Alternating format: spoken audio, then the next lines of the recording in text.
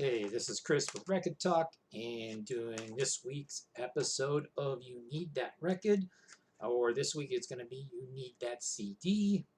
And so, look, we have the Lemonheads. It's a shame about Ray. And you're saying, wow, why do you have two copies of that CD? Is there something different about them? Yes, there is. Here, we'll give you a non-glare free version. Lemonheads, It's a Shame About Ray. This came out in 1992. So the band in 1992, the Lemonheads had started off in Boston, sort of a rich kids punk band. And so their late 80s releases were pretty punky.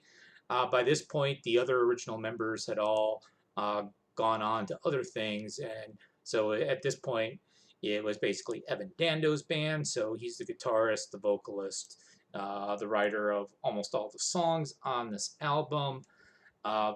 This was the one and only Lemonheads record that featured Juliana Hatfield as a full-fledged member of the Lemonheads, playing bass and doing backing vocals. She did provide some backing vocals on a couple other Lemonheads records as well. They were obviously all part of the same scene. And a guy named David Ryan served as the drummer on this album. I think he was one of the Australian guys. Evan had spent some time in the early 90s and befriended some people in the Australian scene. And really, this is just kind of a perfect 30-minute chunk. People derisively called this grunge-lite. Rich kid pretending to be the 90s version of Graham Parsons when people are being sort of disparaging. Evan was big into Graham Parsons and that sort of music, and definitely this music got a lot more melodic, a lot poppier sounding, doesn't have that hardcore punk edge that you would see in some of the earlier Lemonheads materials, although there was always sort of a sarcastic smirk with it. So what makes these two records different? Well, here is the original version. I know it'll probably be too hard to see with the glare, but there are 12 tracks. Rock and Stroll, Confetti, the title track, It's a Shame About Ray, Rudderless. Song number 5 is called My Drug Buddy, so remember that. Then The Turnpike Down, Bit Part, Allison's Starting to Happen, which is really one of my favorite songs. Listen to it.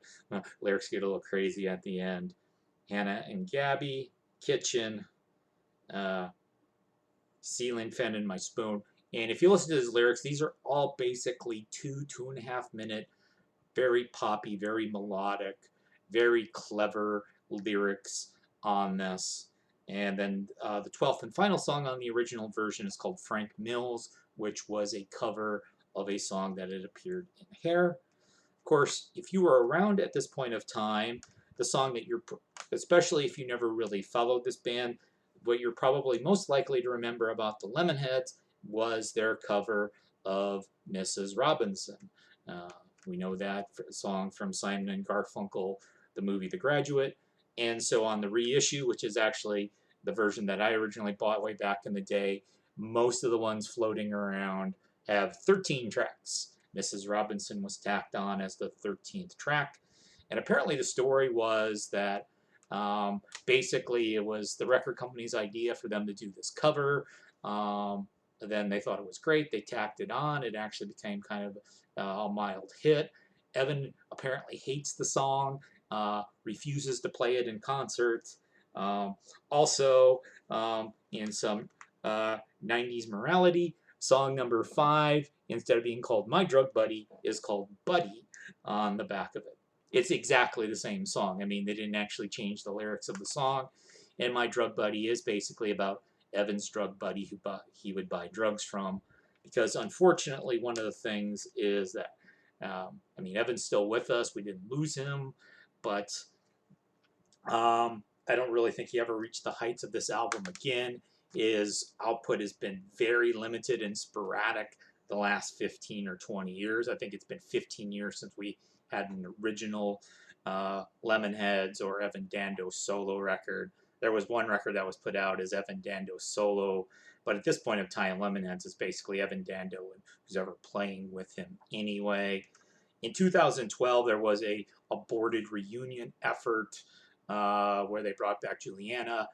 Ben Diley had been one of the members from the original lineup, and Ryan Adams, and they were supposed to put out an album, but apparently it fell apart very early on in the studio. The stories I heard was that Evan basically showed up high without any new songs, and it kind of people just kind of went, yeah. So nothing ever came of that. And so there was probably should have been more of these nice 30-35 minute chunks of 90s power pop grunge-lite, whatever you want to call it, but we didn't get as many as we should have.